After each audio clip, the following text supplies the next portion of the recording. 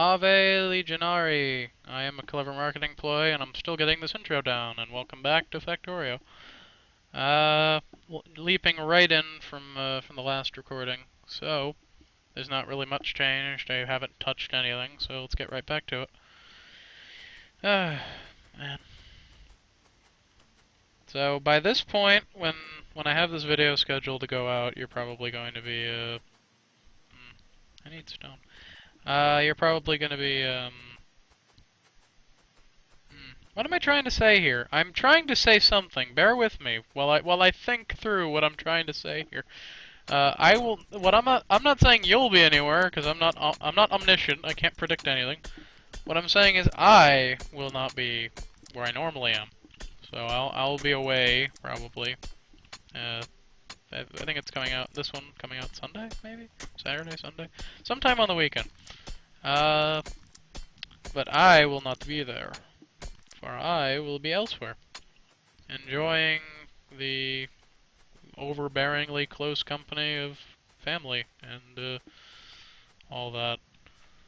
That's gonna be great. I won't go too far into detail on that because I know they'll probably watch some of these videos. But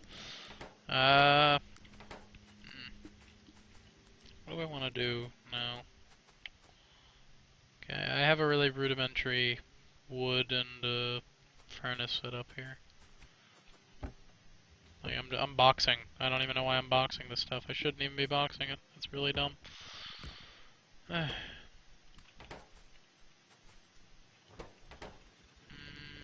gonna run out. So now if I had the tree farm mod enabled, I could grow trees and start using them to actually fuel stuff. But I don't, so I won't. Simple concept. I do not, so I will not. And I need more iron, so I need to keep up this here. I mean, I hate making the initial setup burner stuff. Like, I absolutely hate making burner inserters and burner mining drills. Like, it just immediately goes in a wooden chest when you get power actually running. Like, I have a steam engine here, but it's not gonna do much. It's just gonna sit there until I actually have some drain on the network. So actually, yeah, that is one beginner tip I can give you. If you're first starting out and you don't know why your power has this blinking, like, unplugged thing, like, what did I do wrong, it should work, you just need something draining the power, because otherwise it's just gonna give off that little you done goofed symbol forever. I mean, it's not exactly intuitive, but, you know. It is what it is. I don't exactly have much forethought put into any of these designs when I start making them. I just kind of make them.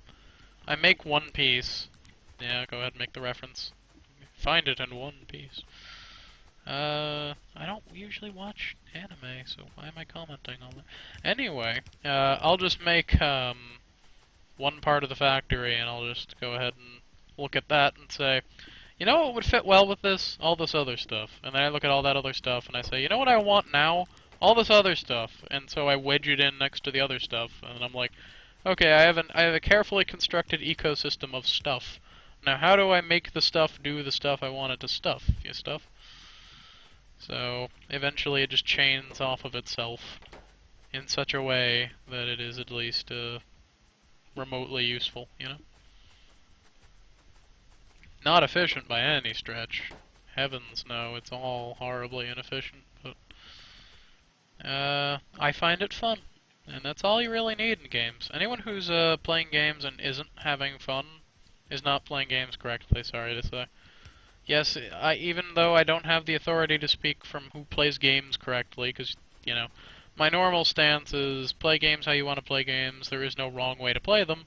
If you're not having fun playing games, then you are, in fact, playing them wrong. I can say that with 100% certainty, that you are indeed doing it wrong, if that is the case. Because they are entertainment, first and foremost. There's absolutely nothing else to them beyond Entertainment, I mean, you can get edutainment, where you get educated while you're having fun, but the principal concept of a game is to have fun, and if you're not having fun, it is either not the game for you, or you are playing it wrong. That's basically my take on it. Like, I will almost never play dating games, even though on the surface it's like, oh, that's a pigeon dating game. That sounds funny. Like How to Fool Boyfriend or whatever it's called. Like, yeah, okay, I could play that. I could play it well if I learned the game mechanics, sure, but I will never have fun with it, no matter how I play it, because it's not the game for me. Like I find the idea entertaining, but dating games are always the inferior form of choose your own adventure for whenever I try playing them. It's like, okay, I want to seduce that dude over there, and then it's like, oh well, you can't do that.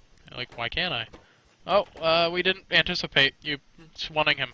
Sorry, dialogue's not there. Bye. And then the game just runs away with your idle wishes and crushes them with their boot. You know. So I don't really have a positive opinion of them. I mean, if you enjoy them, go nuts. Like, How to Fool Boyfriend is actually, it seems like it's gonna be a fun game for someone out there, but probably not me. And I say this having watched a lot of gameplay videos, just because I was like, okay, how does this play? Like, is it gonna play like a typical one? And nope, it's playing exactly like I expected it to. It's just got a pigeon theme.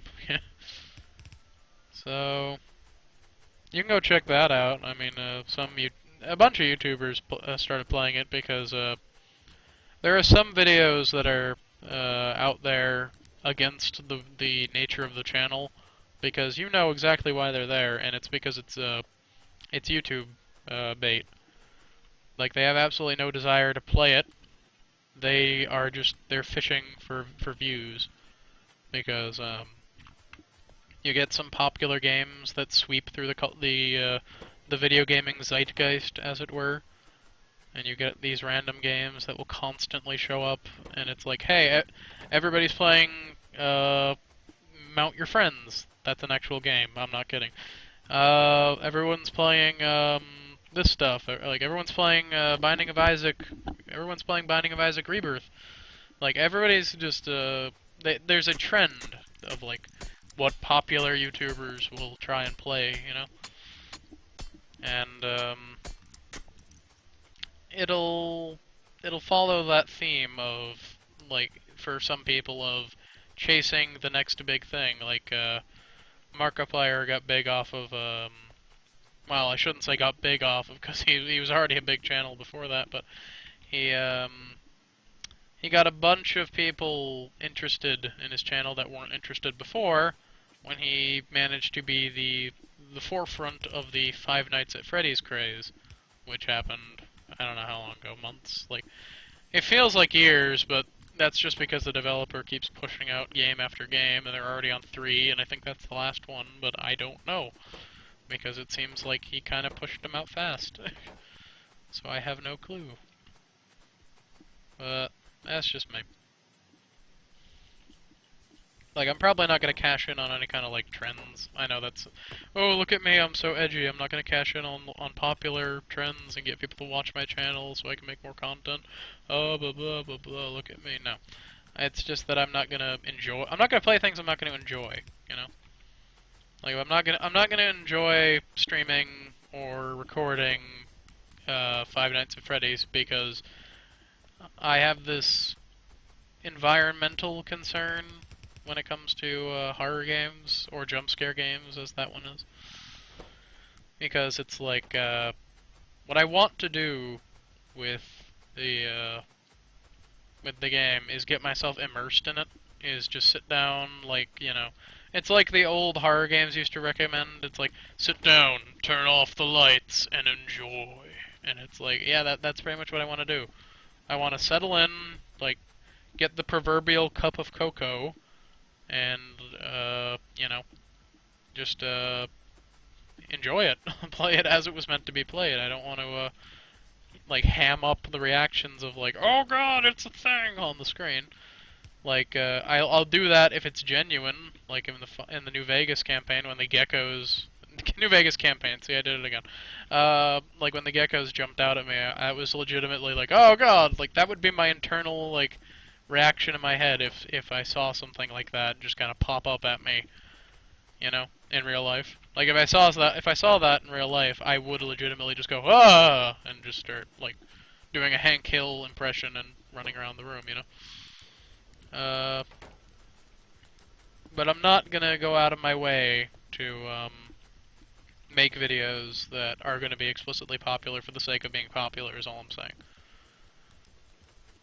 Like, if it just so happens that a game is new and popular that I will enjoy, that does not mean I'm not gonna cover it. It means that I'm going to go ahead and do what I want to do. You know. However strange that sounds. I have an individualist streak, is what I'm saying. But you don't really need to know about that yet, because there's no real big releases currently that are going to come out that are appealing to me. E3 is happening right now, not to date these videos, but 2015, June 16th is when I'm recording this, just lifting the veil here. But the thing that's coming out that appeals to me the most is the XCOM 2. That's coming out in like November, I think. A lot of things are coming out in November, but XCOM 2 and Anno whatever the heck it is now, because they've gone through so many numbers, and it's a random number this time, and I don't even remember the number. But the new Anno game looks great from what I've seen, but I follow a incredibly disappointed view. Like I have the Yahtzee Crawshaw, zero punctuation view on gaming, where it's like, don't get your hopes up and just go ahead and do what you're gonna do. Because if you get your hopes up and it sucks, then you have been dealt a finishing blow to your psyche that you will never recover from, and you will feel betrayed, and you will feel devastated, and nothing will be okay again. On the flip side, if you just kind of go, I could take it or leave it, but it'd be nice to see it turn out good, but you don't get your hopes up, and it turns out to be a great game, then gasp. What you've done now is you have set your expectations at a reasonable level, and double gasp, you will now have a good time if it turns out the game is good. But so many times you get this hype train going on where everybody jumps on board this this game is going to have the best graphics, it's going to be revolutionary, it's going to change the face of the industry, like actual terms like that, like it's going to change the face of the industry. It's like one game a generation that does that. Like you're going to get you can't just promise that every game in E3 is going to be the next Half-Life 2, you know? Speaking of that, everyone seems to be thinking that Half-Life 3 is going to be a reveal at the next thing for E3, which is going on tomorrow, like PC gaming panel or something, because it's the third day of E3 and everyone's all up on threes and it's Half-Life 3 confirmed. Yeah, I don't buy it. It'd be hilarious, but I don't buy it in the slightest. But yeah, so that's that train of thought. I don't really enjoy getting my hopes up for things because I used to do that. And then STO happened, and I was one of the people who had a lifetime subscription to STO. Yes, we exist. We are out there. We are among you. We walk with our heads hung and our frowns very extreme because we bought into that. And it's not really a bad game. Like as freemium MMOs go, it's not that bad. The ground combat is grindy as all hell, but all MMOs are like that. Like, you're not gonna get any MMO out there that isn't gonna just turn into a grind fest, and you're just gonna be looking at yourself and wondering why are you playing. Because if you play MMOs, like you should be aware they are grind. They are grind. It's not that they're grindy; they are the grind. The MMO is the grind, and if you don't accept that, then I'm sorry, but them's the breaks.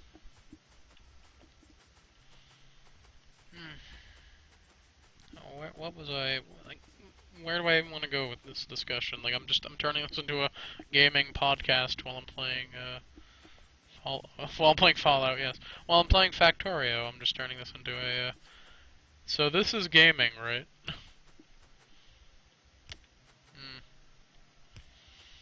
Suppose I could try dating the video even further by talking about how, even though I don't really care about Uncharted, it was really funny to see, Sony's Uncharted stream, like, fall apart there.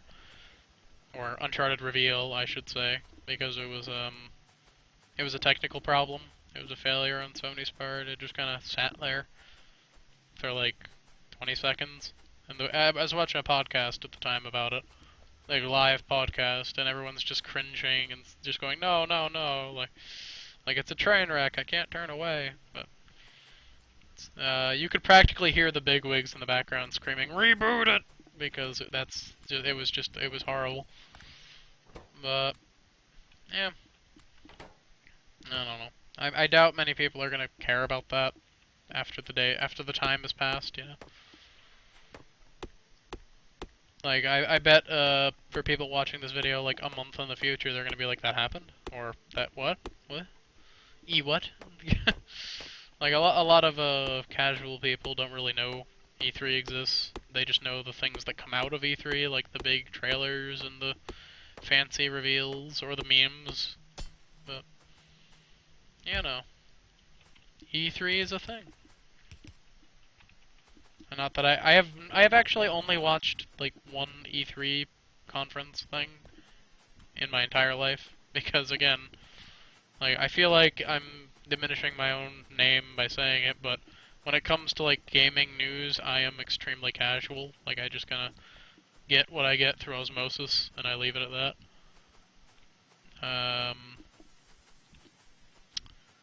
But yeah, I don't even know where I was going anymore with that. I lost my train of thought. It's gone. It's gone, much like my plan for the space.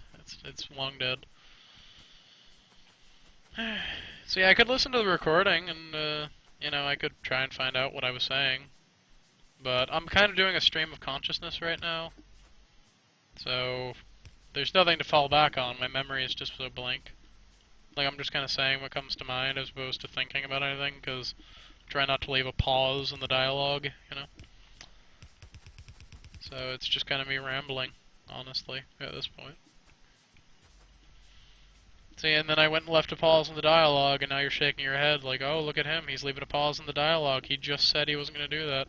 Well, you know, I'm human, okay? I try. I can't promise. But I can try. I'm gonna keep coming back to this stone. I'm just gonna keep picking up like 5 stone at a time. Just why not mine it and run it over? Well, you see, that involves mining and running over, and I don't want to do that. I don't want to do that yet, because I don't have a need for stone brick, so I don't want to have a line with stone on it until I need stone brick, is what I'm saying. And I need a splitter. Like, I need to get a lab up and running, because I need to develop more advanced stuff. Because this is getting out there. Okay. Need all the iron for that. Give me all the iron, give me all the iron. Okay. I'll just make one lab for now. That's all I really need at this point. Everything is so cheap early game for research, so. We can plot out the size of the secondary belt here, because I want to try and have a... We may actually leave this if it's efficient enough, but I doubt it will be. But I want to have like copper and iron on the same belt and just kind of like mix them up together, maybe with a splitter. I don't know. I'm thinking. It's a build as I go thing, as I said earlier. So I just want to plot out the like inserter, smelter, inserter, belt. Okay. So you gotta like do a little mental calculation for like, okay, this goes here, this goes there. So if you don't plan ahead on that, you're gonna try building something and it's gonna turn out to be like the worst thing ever because it's one spot off and then you have to bulldoze the whole thing. And you've been there. If you play games and you build things, you've been there.